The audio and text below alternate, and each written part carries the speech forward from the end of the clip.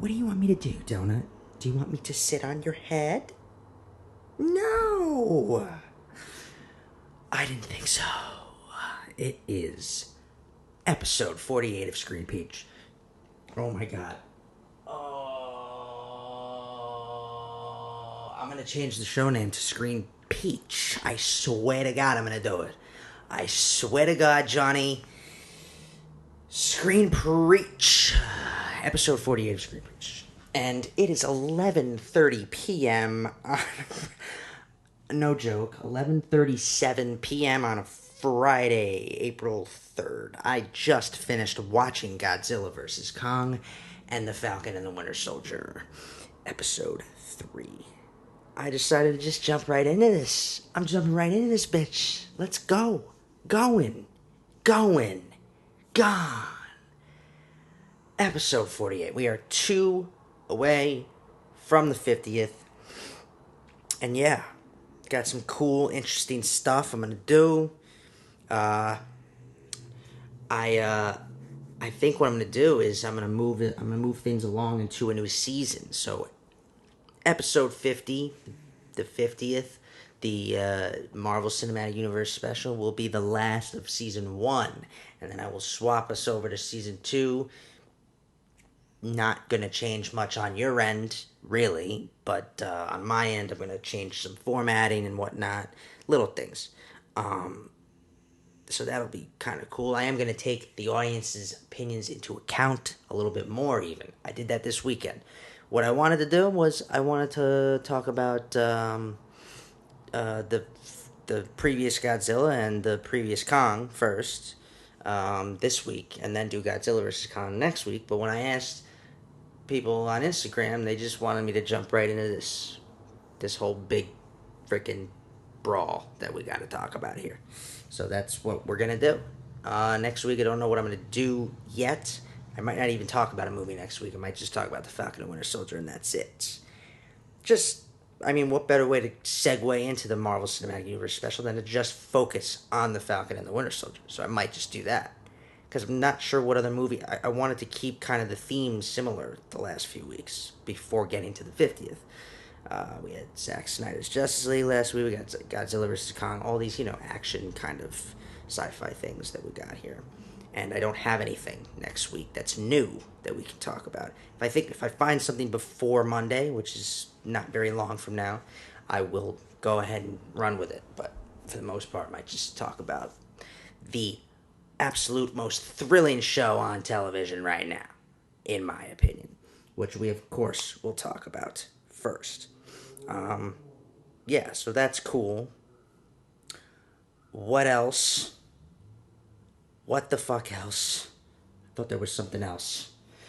Before we move into the episode now, I just want to talk real quick about something that I totally missed last week. I had predicted that the White Wolf was very much going to be the next moniker of James Barnes, Bucky Barnes. I predicted it could still potentially be, just based on the color scheming and the stylistic choices of his costume and everything like that.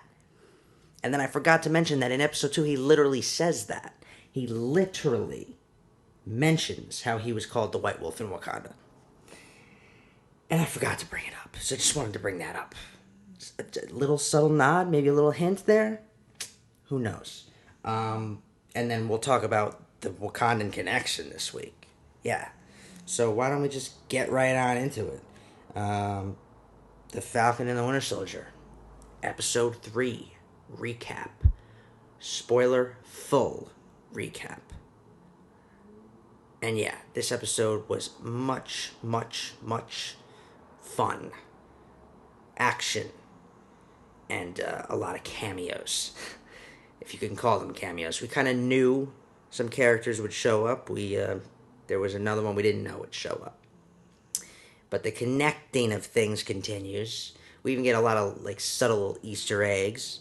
So let's talk about it. First things first. Just the way the episode opens is a little different than usual. We get a little look at what the political campaigning aspect of things would be for this GCP, is it? the global or GRP global reintegration restoration. I already forget what it's called. Fucking great reunification. Fuck.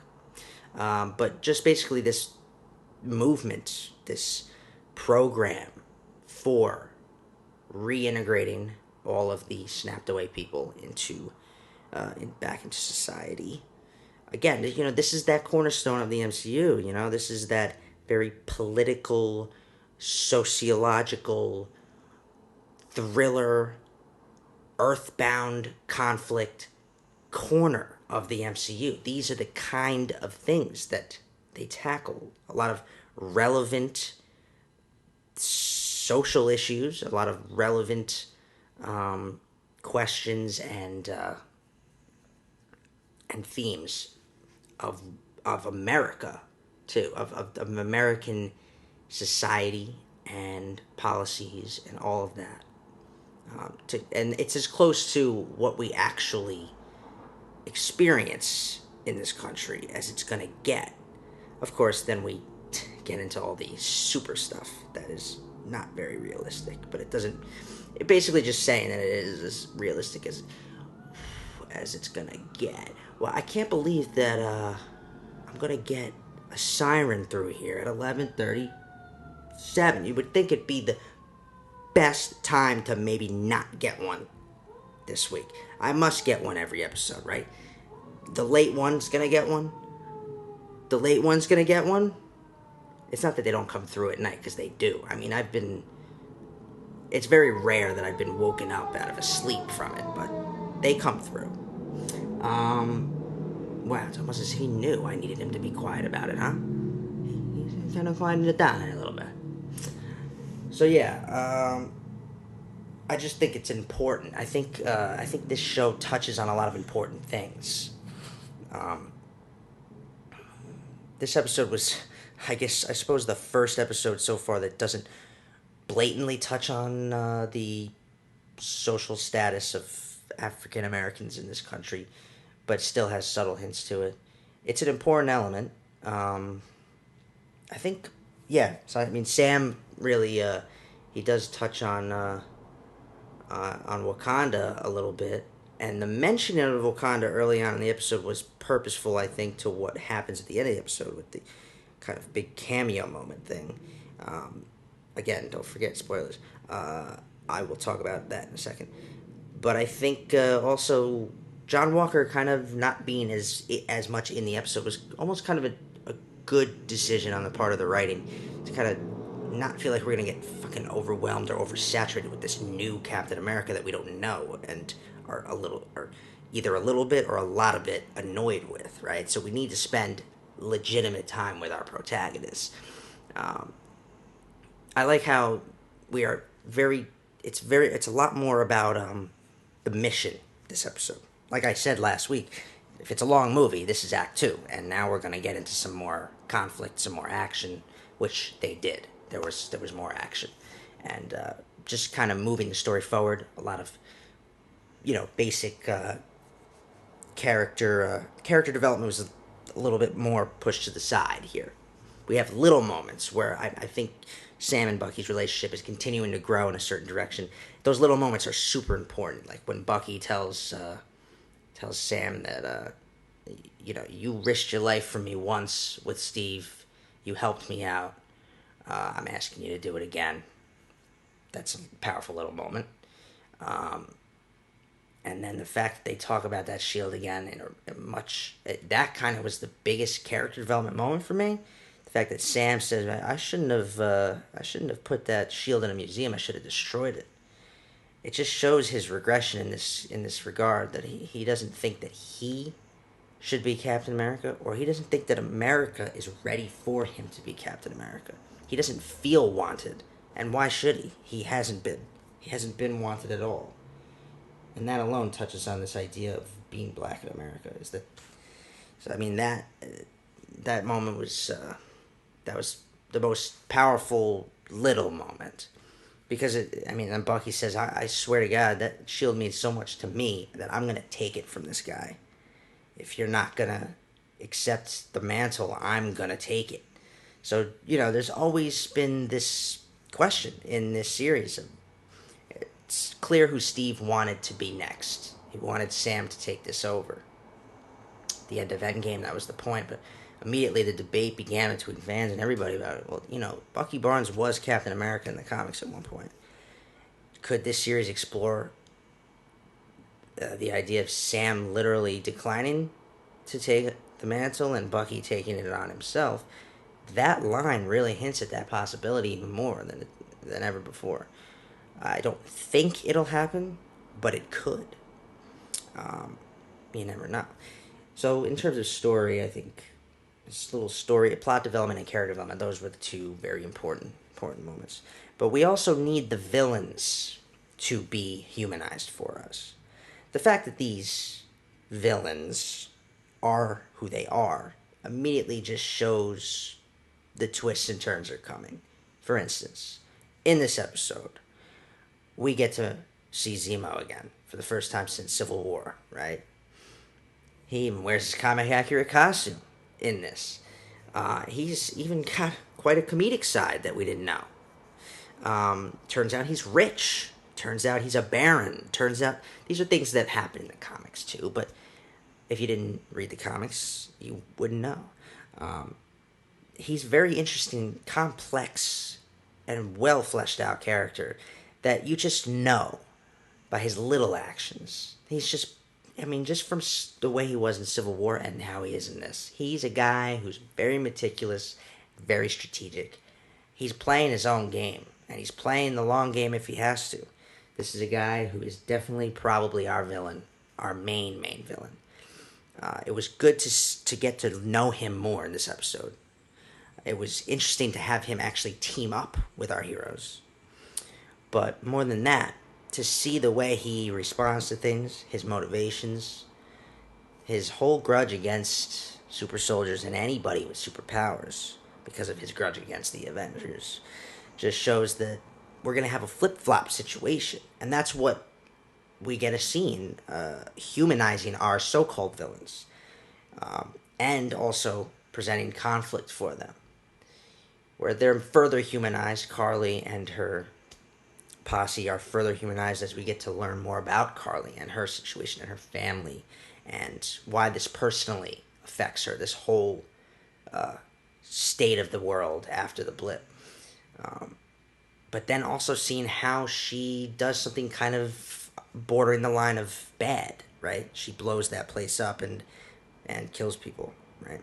And that kind of gives us the double-edged sword of her character and her group that she's leading. They are bad in some sense that will go to extreme lengths to do things and get what they want, but at the same time their motivation behind it all and why they're doing it is relatable and understandable, and it humanizes them a shit ton.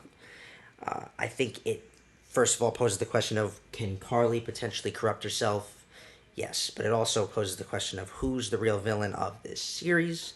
The fact that they were teamed up with the guy who's probably the real villain, and they're hunting the people who are not as bad, just tells me that it's going to be like Falk and Buck will be somewhat switching. They'll see the Flag Smashers as people they should actually probably maybe be working with or helping in some way at some point in this, and that Zemo, being who he is, will probably be hunting them down because he has this grudge against people with any kind of ability such as this.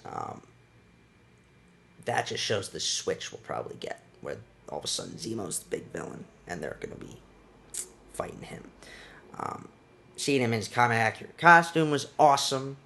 But then we got to talk about Sharon Carter's return.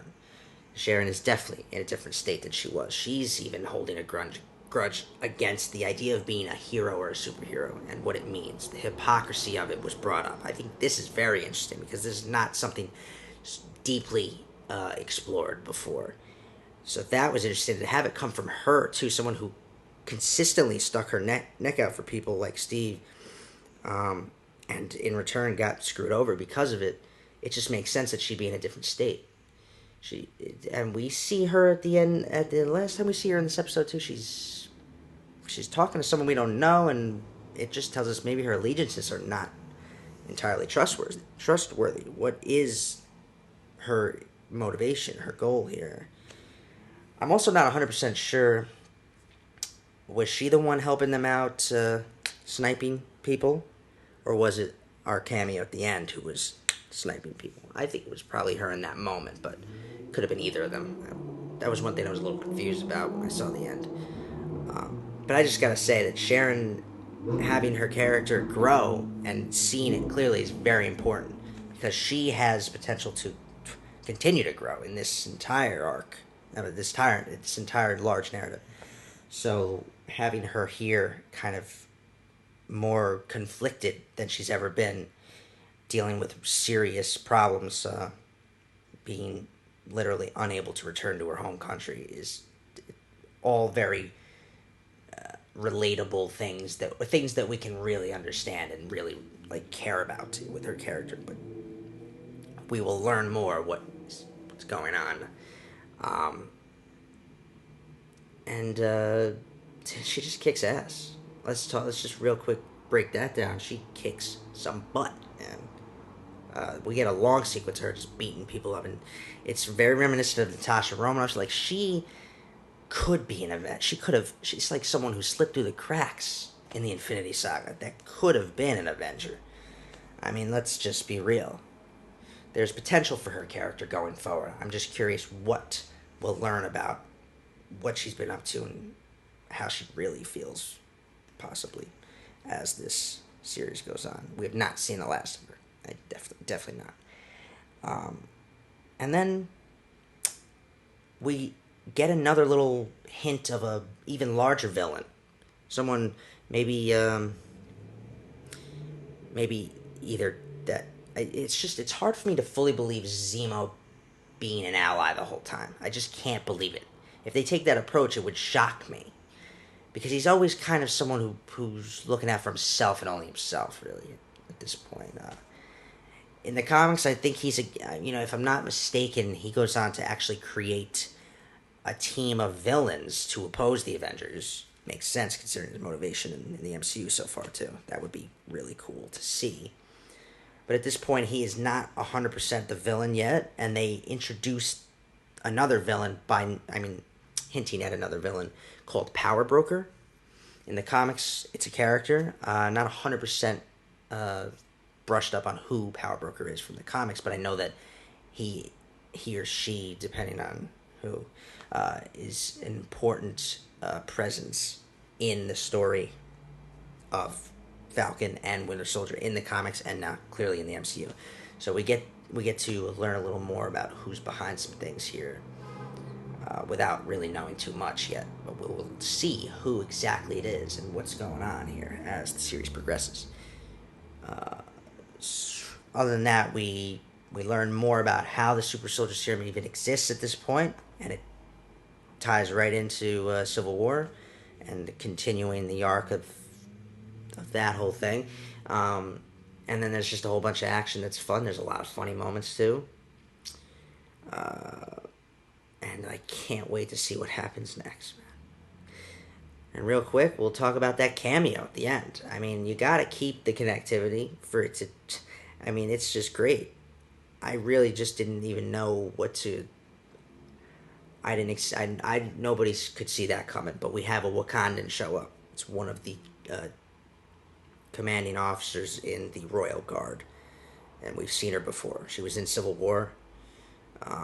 I don't recall if she shows back up in Black Panther, but she was T'Challa's one of T'Challa's main bodyguards in Civil War. It's the same character. I completely blanking on her name. I don't even remember if we got her name when we first met her, but we will learn more about her now.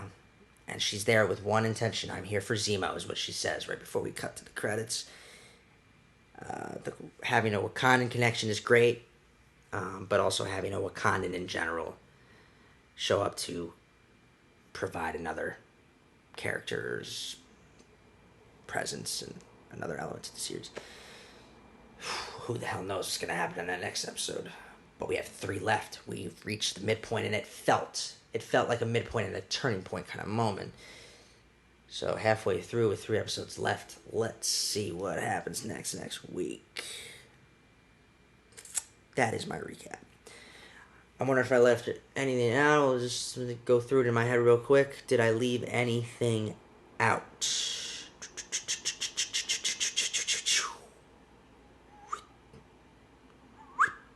No. No, I did not. We will move on to the news of the week. Some interesting stuff happens. And considering the one I want to talk about deeply for a moment is not at the end of my list, I'll just start with it. The big thing that I saw this week was that, of all actors, one of the most fun to watch has joined a Marvel film.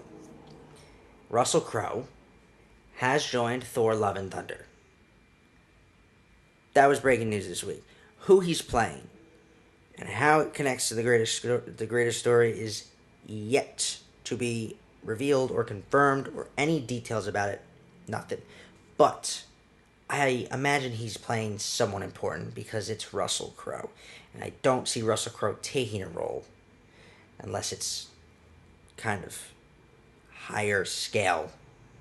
You know, something big, something somewhat big or medium. The film is currently filming, so the fact that he's coming on now, it means it's probably a medium-sized role, somewhat important. But dude, Russell Crowe has always been that kind of scruffy-looking guy. He could be an Asgardian. He could have played Thor if the movie was casted back. I mean, he needs to play some kind of godlike character, in my opinion. Running down who, I don't know exactly who he could play. Maybe the fact that the Greek mythology is still a relevance in Marvel Comics.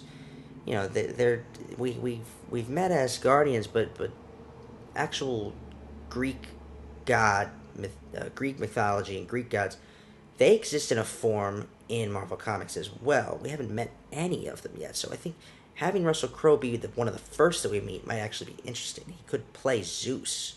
Hercules is a character in Marvel Comics. It's characters that could definitely show up. So I think it could just be a role that bridges to another storyline in the MCU. Having Russell Crowe be one of the characters is an interesting take. So we'll see who he plays. I'm sure details will either emerge before the film comes out, or we will not learn until we see the film. But either way, that's very exciting stuff, in my opinion. What else happened? I saw something recently today, but I forgot to send it to myself. So I will hopefully remember as I go through here. Otherwise, whatever. Stephen Young in talks to join Jordan Peele's latest film. Interesting stuff. And Stephen Young has proven to be quite the actor. Always liked him in Walking Dead, but then he goes on to do Minari, and he was fantastic. Or so I hear. I haven't seen it yet. Don't be mad. I haven't seen it yet, and you know I haven't because I haven't talked about it. And that's the point. I'm waiting to see it when it falls in my list somewhere that makes sense, and I'll talk about the movie on the podcast. We'll do an episode on Minari soon enough. Probably in season 2. Warner Bros. And DC not moving forward with the Aquaman spin-off, The Trench. No longer. And also scrapped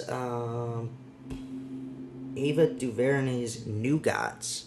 So those are 2 DC films that were supposed to be coming, or they might have been TV shows, but they are not coming anymore. No longer. Too bad about Ava DuVernay's, though. That would have been...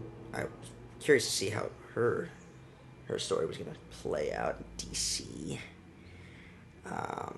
It was DC related, the news that I saw. I posted it. The Batman. Yeah, hopefully Ava DuVernay ends up doing something else for them, is what I was going to say. But the Batman has been officially confirmed to be in Earth 2 of DC. Earth 2 is an alternate reality. We already know the multiverse is a thing in DC. considering not all their films are connected. But they have said that now that the Batman is part of Earth 2 officially. It's just a way to make things work, I guess. That's how all this goes now. Because I was also thinking about it today. I was talking about I was talking about Zoe Kravitz with a friend. Did she play a character in Birds of Prey? If I'm not mistaken, did she play Canary, or who she play in Birds of Prey? By the way, Birds of Prey, fantastic. I've talked about it, but she's playing Catwoman in the Batman, and she played a character. So I mean, right off the bat, they have to take place in different timelines. Those two films, so it's not. I mean, if the DC extended universe is Earth 1, whatever the Batman takes place in is apparently Earth 2. We're gonna see how all this continues to play out, if their plan here even works. Yeah. What else I see? Netflix buys Knives Out sequels. I posted about this. I'm very excited about this. Netflix is buying the Knives Out sequels.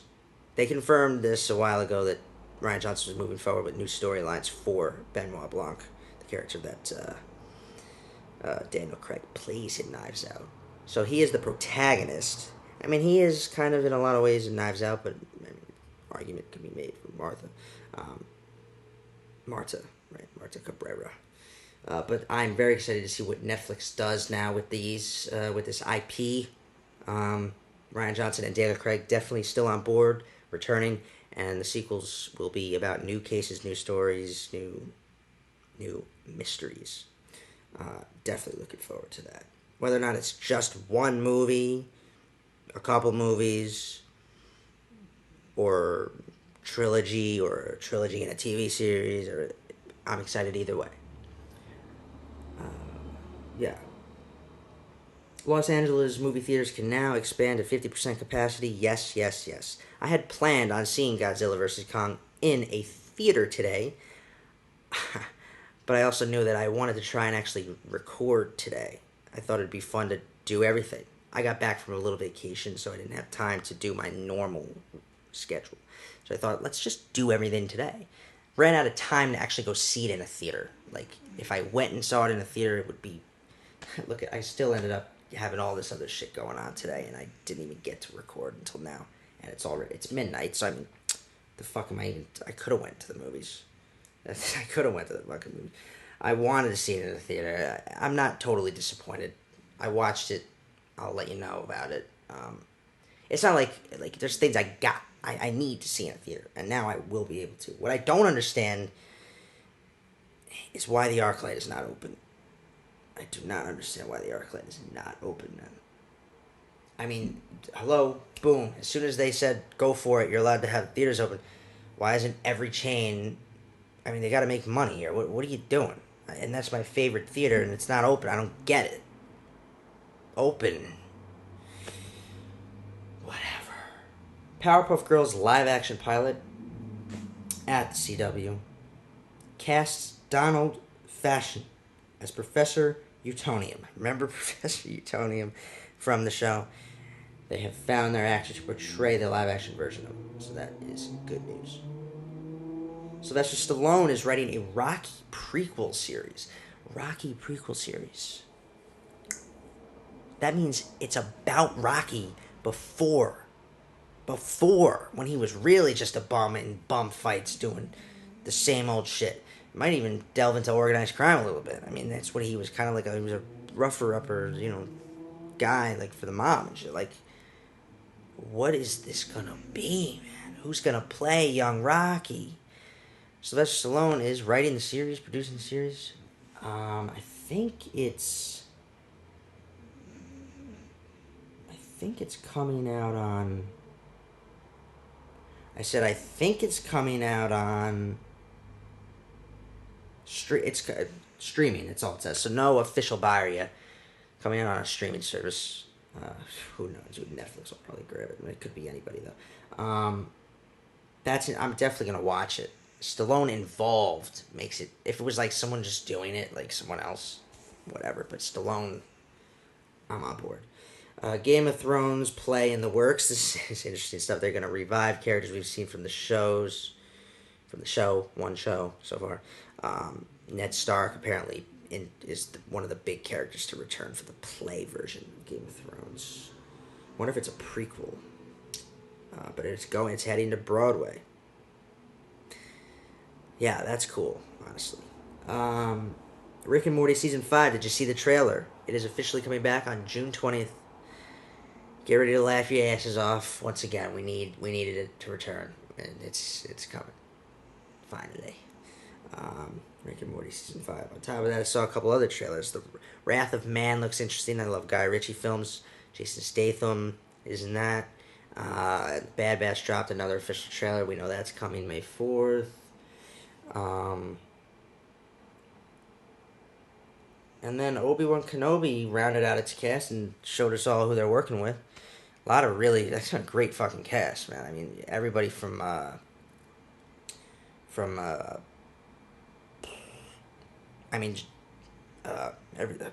Joel Edgerton. Everyone from Joel Edgerton reprising his role as Uncle Owen from Revenge of the Sith to blanking on some of them. I mean, the guy who plays God damn it. This is what Midnight Brain does. Who plays God damn it. Fast and Furious actors in it. I saw that and I liked the cast. And what's his name? Kumali? Guy from the Eternals. Shit. And Silicon Valley is in it. You know what I'm going to do? I am going to throw up a picture so my brain, to apologize for my brain and compensate you all for my fucking brain at the moment. You can see for yourself. It is actually a pretty fantastic cast. But I saw it days ago now, and I didn't take I don't have photographic memory of it. I'm sorry. Okay. Dwayne Johnson reveals that Black Adam is to be released 2022, officially. Rounded out that cast, which I talked about last week. And Marvel's MODOK. So Marvel is still putting out content separate, in a lot of ways, very, very separate from its main arc. It used to be Netflix that they did it on, now they're doing it on Hulu. Marvel's MODOK will be the first of that. It is a stop-motion claymation TV series about MODOK, the character from the comics, and Patton Oswalt is writing the show, creating the show, voicing MODOK. And now John Hamm has joined the show. I think John Hamm is playing Tony Stark's voice. Bill Hader, Nathan Fillion are in the show. So that's interesting. But also, if there was a place for the Netflix shows to return and they wanted to stay separate from everything else, that it would be on Hulu now that they come back. We'll see. We'll see what happens. But that is the news. So we will talk about Godzilla vs. Kong. Just watched it too, so it's fresh in my mind, but I can't promise that my mind is on point right now. I was trying to record this at 9, so I'm still kind of awake and focused. A lot of shit kind of it didn't happen. Right off the bat, a couple things, okay? It's easy to forget that, first of all, they did this movie once. The original King Kong versus Godzilla was a thing. So just a fun fact for you. They did that way back. One of those old movies. Back then they were making everybody fight each other, team up with each other. I mean, from all the monster movies. And this was technically a monster movie. Both of them.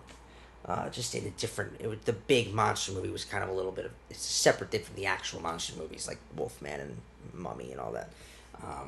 But they always still did that, And, I mean, the monster movies were Universal. This is Warner Brothers, so I don't know if they were always owned by Warner Brothers, or at one point, maybe they were Universal at one point.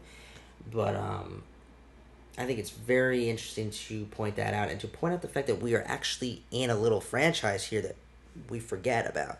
This is the 4th film in this series. It's not like it's the sequel to Kong or something. Because Kong Skull Island is very fresh in people's minds because the second Godzilla was not as good as people wanted it to be. Now, these films are actually pretty decent. We got 4 so far, and I think 3 out of the 4 are pretty fucking decent. That Godzilla 2 was a little bit rough, but at the same time, what can you expect? It's hit or miss when it's the same kind of concept of monsters fighting each other, big monsters destroying cities, CGI slugfest. You're going to get a hit and miss kind of situation. But the fact that we're 4 films into this is interesting because you can kind of forget that. The first Godzilla was first, and that was back in 2014, so it was a while ago. And it was pretty good, too. It was, until this one, probably the best. I think this one is the best now. But we had Kong Skull Island and then Godzilla 2, Godzilla King of the Monsters. And that's the thing. I didn't see that one. I saw Godzilla. I saw Kong Skull Island. I will see the other one, just to kind of round out some story elements that slip my mind a little bit. Because the sequel does come into it a little bit, and you have to try to remember. Okay, I don't recall some of these characters. I don't recall the history of some of these characters and the history of the Titans now, as they're called. I don't remember if they were called Titans in this, or if they were. Was Kong a Titan, considered a Titan in Kong?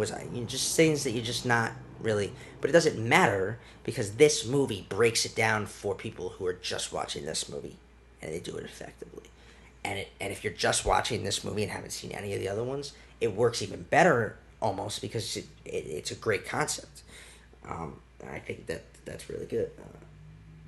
Critics, they keep saying that this movie kind of does away with story and plot and character development for the big CGI spectacle, action, brawl, all of it. But I actually think there's a pretty good story. There's a pretty decent little story here underneath it all. There's a nice little mysterious element to it.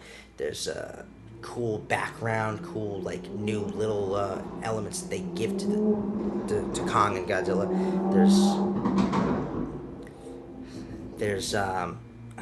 I swear I'm like an old man. I'm 25 years. I'm like an old man with noises. I can't stand loud noises. This morning I was woken up by a freaking jackhammer that was so fucking loud out here. Oh my god. It's weird though, because if I were behind that car that's driving by, I wouldn't even care. Definitely would not care. Whatever. Yeah, I think there's actually a pretty good story here. Though obviously we're building to the main event, right? We want that. But I think there's actually a pretty good story. And it's true that seeing the monsters quickly kind of is like this idea of it loses its touch of this mysterious element. It's what's so nice about the first Godzilla and Kong is you want to see the monster kind of at the last possible second that you can show them before spending a good amount of time. It helps the story overall. But because this movie is not about believing if they're real and then finally seeing them, and it's not that movie. This is about building to a brawl between 2 monsters that we already know exist and have seen. So that's what this is, and that's why it works. And why it really works? It's not like they just fight each other once. Nah, they go for a full 3 fucking rounds, man. And the 3rd round is pretty cool because it's what you would expect to happen, right? But they do things in unexpected ways that actually surprise me. Yeah, so sequel problems a little bit. If you haven't seen Godzilla 2, you might not know little things, but the story and the stakes and the plan for all of the characters is laid out pretty relatively straightforward. The idea that Skull Island and Hollow Earth, again, was Hollow Earth revealed to us in Godzilla 2? I don't know, didn't see it, doesn't matter. But Hollow Earth And Skull Island are these habitable places for Titans. Now, Titans, again, don't know if this was the first time or not, but I really loved this idea about Godzilla and Kong are what we call Titans. They come from a place called Hollow Earth, underneath, deep underneath regular Earth. Um, and they kind of need to get Kong there because he can no longer live on Skull Island. It's not habitable to him anymore. So they want to bring him to Hollow Earth so he can have a home. Um, and the fact that Godzilla is not acting like himself, immediately there's questions. Why is Godzilla attacking people? He never does that. He's as they put it, an alpha titan, and that's the thing. Godzilla and Kong are alpha titans, so that I suppose that means top of the top tier titans. And apparently there can't be two protecting Earth at the same time, and it's why they brawl each other in the first place. There's a history to their species. There's an ancient feud between these two and their kind. Wars that they fought against each other in ancient times. And that's crazy. That's a cool way to bring the two characters that are usually in separate worlds together and fighting each other. Don't know if they really. Also am curious if they pulled anything from the original, like the original Godzilla and Kong, or if they just went completely original here. But either way, I like that. I really thought that was a cool way to bring things together. And the fact that we get to visit Hollow Earth, that was super cool. Just the concept in general really was cool. And basically make them the same species. If being a Titan is a species, you made these two powerhouse monsters and classic heroes, because they are both heroes in their own stories. You make them the same species and you have them fighting each other. You got to make that work effectively in a way that makes sense, and I think they did that here. But also just Kong needing a home, and this idea of home as a theme was really actually a really, really effective element.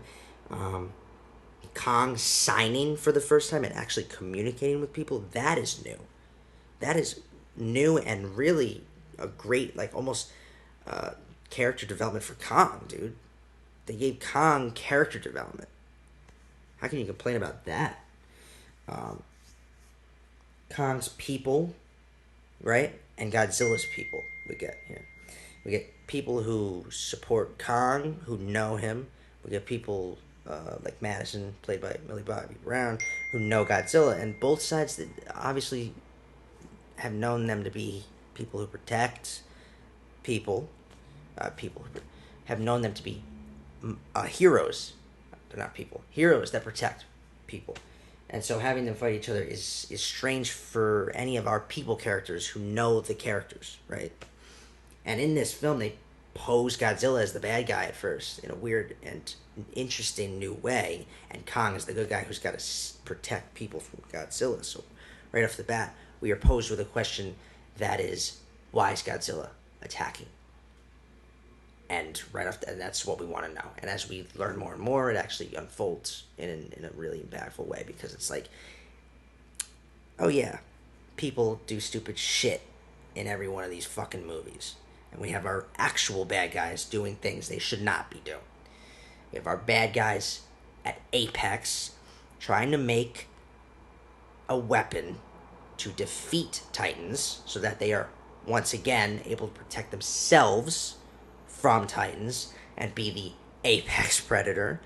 And what do? They create a classic monster from the Godzilla franchise. They create the Mechagodzilla. And of course, that ends up being the main villain. But when they did this whole main villain thing, it wasn't what I expected. I just expected the people to be controlling it. But actually, it naturally gets a mind of its own and starts going on a rampage. And then what happens in round 3 of this battle? Kong and Godzilla have to team up to defeat it. But before that happens, they fight each other 2 other times. And I think that it was important that there was an actual winner of that fight. It doesn't end in a draw. Godzilla wins. Godzilla beats Kong. Almost kills him. Pretty much does kill him, if not for the people that are around supporting Kong, looking after him, that bring him back to, basically back to life. But I think it was important that there's a winner. I just think in general that had to happen.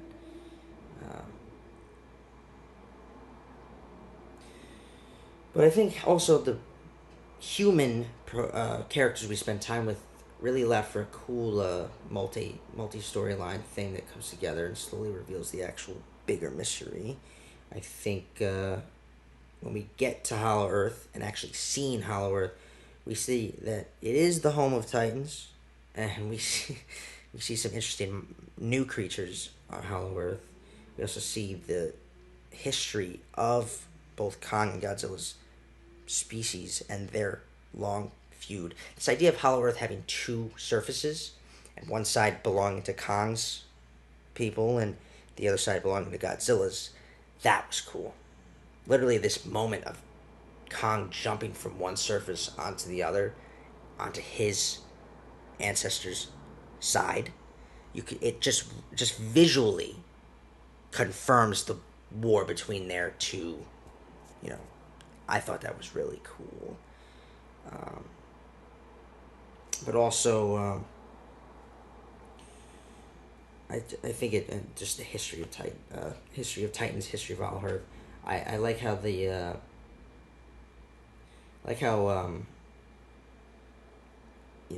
trying to replace Godzilla is like trying to replace Titans in general. Apex with this whole Mega Godzilla thing, but I think the point here is that Godzilla and Kong are actually the alphas that are supposed to protect Earth, and not just Hollow Earth, but regular Earth. It just added more depth even to our monsters in this.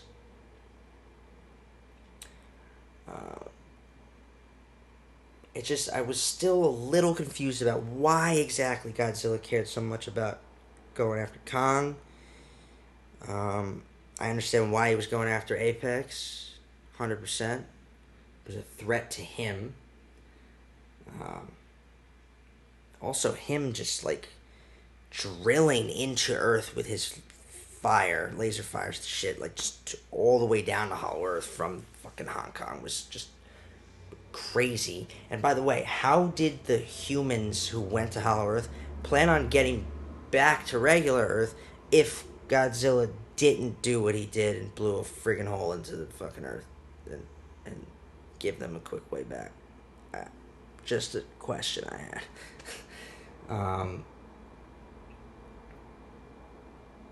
Yeah.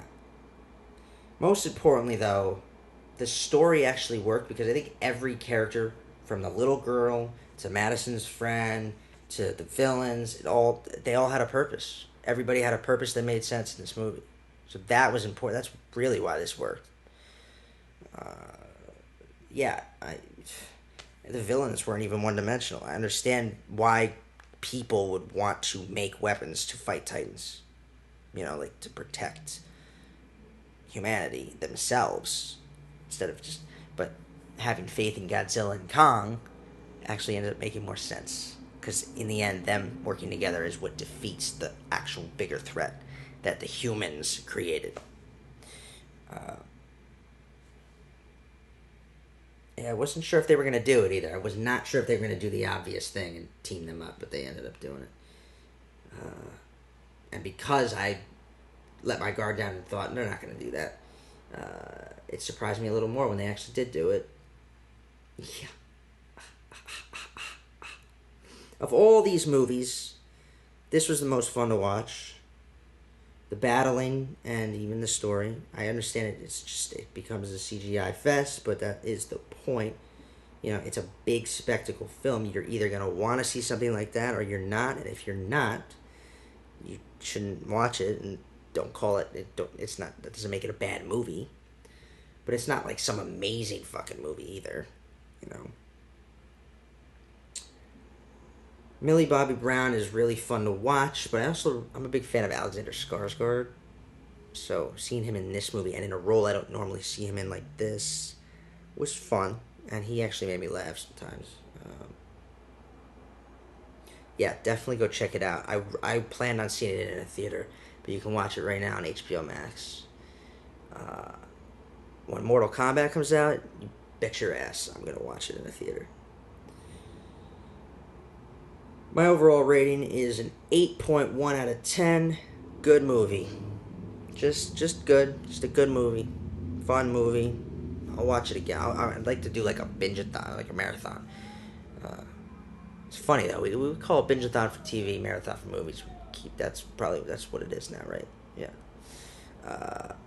I'll do a marathon next time I watch it. I'll do a marathon of all four.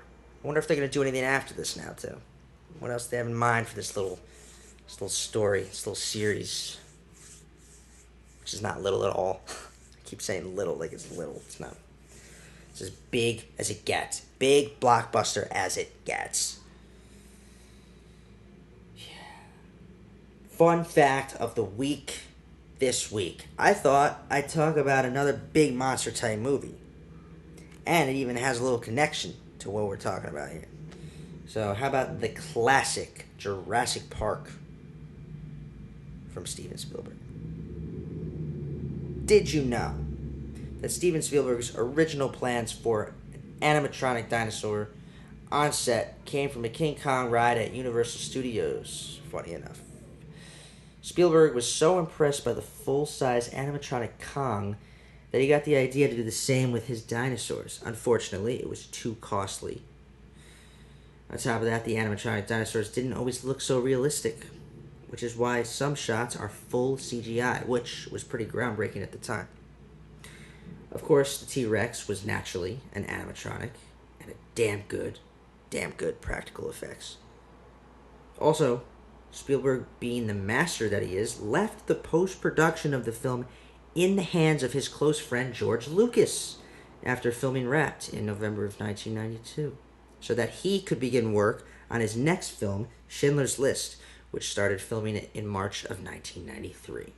Lucas got a special thanks credit in the film, and Schindler's List went on to be one of the greatest films of all time, winning every award you can think of that year at the Oscars. Just plain unbelievable. Question of the week. Last week I mentioned it and I posted it on Instagram as well. What is your favorite DC film not including the Dark Knight trilogy? Let's see what everybody said. On Instagram, a couple people said pretty much the same thing. Batman 1989, Wonder Woman, Watchmen. And that's what the polls said as well. As I thought about it too, if we just broke it down into what is the best DC Extended Universe film, my list is different from others. You know, I think the Snyder Cut is the best at this point. I think Wonder Woman, Birds of Prey are top 3. Man of Steel, Shazam, Aquaman. I definitely think the worst is Batman versus Superman. It's just it's the worst one, in my opinion. I'm sorry, Snyder. That's what happened. That's what you did to me. I thought it was that bad. And so thank God Justice League was good. Yeah, really good. This week, I got this idea from the fact that CGI is filled with Godzilla vs. Kong. Is just a CGI fucking movie, man. I mean, let me tell you, the amount of rebuilding, and they always seem to do it so quickly too. And in the next movie, everything's already rebuilt somehow. I mean, they just destroy everything, man. I love how every movie probably just makes sure they're on a different continent for each battle, so it's not like, oh yeah, just rebuild everything all of a sudden. But, like, they just destroy everything. Every building, everything you can think of. So this week, yeah, I just thought CGI, man. And then because I didn't want to just do, like, what's your favorite monster movie? Like, how about who is the greatest CGI character? Who's the greatest CGI character of all time? And I know it's easy to pick Gollum or Caesar from Planet of the Apes. That's because Andy Serkis is the best CGI actor. But I could also pick Rocket Raccoon or Groot from Guardians of the Galaxy. There's a whole bunch of options. The Hulk, even. I mean, Caesar. I know Gollum isn't obvious, but Caesar might be my favorite. I can't get over the rise of the Planet of the Apes trilogy, man. I just can't.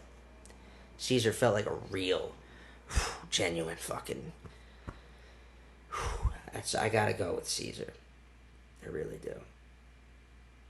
But yeah. What about you? What do you think?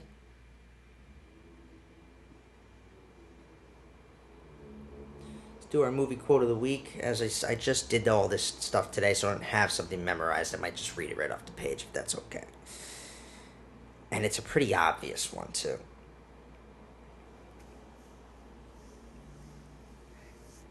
Bringing to mind that old Arabian proverb. And lo, the beast looked upon the face of beauty, and beauty stayed his hand. And from that day forward, he was as one dead. Name that movie. I'm tired and gonna go to sleep. It was actually pretty cool, me being a little bit delirious here. I was able to fucking whatever, go through in my own way. Fun episode, actually. So come back next week. I think I'll ask you guys again. I will. I'll ask and see what people want me to talk about. I'll see what 49 is going to be right before our big 50th special episode. Marvel. But this week on Caught My Attention, I did see two things that were interesting. If you didn't see them, you should have seen them. But two very interesting things. Really, really cool things. First of all, the NFL extended their regular season to 18 weeks. There's a 17-game NFL season now. One less preseason game, but okay, because who gives a shit about preseason?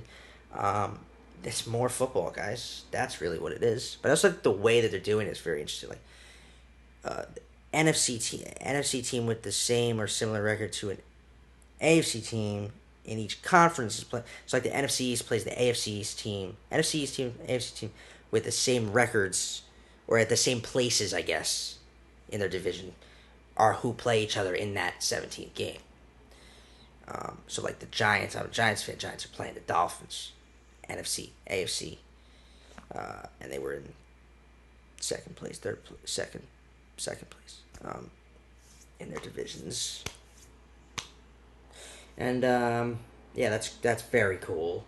And then New York has finally legalized marijuana. That happened this week. Marijuana is officially recreationally legalized in the state of New York, where I came from. Of course, it happens when I'm gone, but whatever. I live where it's all good, man. And yeah, it's about time, and now all the chips should follow too. But yeah, I need to just go to bed.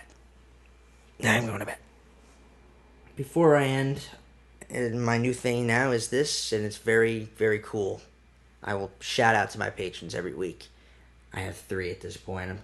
So, of course, shout out to Billy Thomas, Jessica Murphy, and Michael Morganti. If you want to become a patron, go to patreon.com/preacher. But in the meantime, you know who I am. Follow the show at Scream Preach. Follow me personally at DaVenji. Subscribe to BMS Studios on YouTube. And check out my website at benmorgantistory.com. J&J, you will get a shout out from now on when you become a patron. Thanks for listening or watching, guys. Have a great week. Have a cinematic weekend. I'll see you all next week.